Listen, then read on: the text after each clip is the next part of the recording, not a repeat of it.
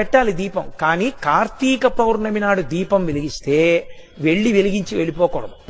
కొవ్వొత్తితో అస్సలు వెలిగించకూడదు దీపాన్ని. ఎందుకంటే అది చచ్చిపోయిన జంతువు యొక్క కొవ్వుతో తయారు చేయబడుతుంది.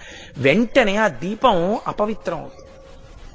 కాబట్టి కొవ్వొత్తులతో వెలిగించకూడదు, అగ్గిపుల్లతో వెలిగించకూడదు. కార్తీక పౌర్ణమి నాడు సుగంధమైనటువంటి దాంతో, అంటే అగరుపుల్ల వెలిగించుకుని అగరపుల్లతో దీపాన్ని వెలిగించుకోవాలి. వెలిగించి వదిలేయకూడదు. దాంట్లోకి వెంటనే అక్షతలు తీసుకుని చేత్తో పట్టుకుని దామోదరమావాహయామి అని కానీ త్రయంబకమావాహయామి అని కానీ రెండు మాటలలో ఏదో ఒకటి చెప్పాలి. అంటే దామోదరుణ్ణి కానీ త్రయంబకుణ్ణి కానీ దీపం మీదకి ఆహ్వానం చెయ్యాలి.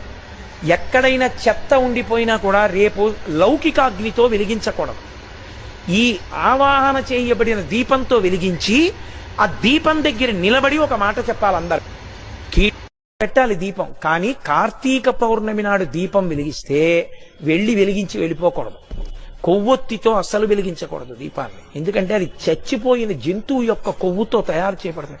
వెంటనే ఆ దీపం అపవిత్రం అవుతుంది. కాబట్టి కొవ్వొత్తులతో వెలిగించకూడదు, అగ్గిపుల్లతో వెలిగించకూడదు. కార్తీక పౌర్ణమి నాడు సుగంధమైనటువంటి దాంతో, అంటే అగరుపుల్ల వెలిగించుకుని అగరపుల్లతో దీపాన్ని వెలిగించుకోవాలి. వెలిగించి వదిలేయకూడదు.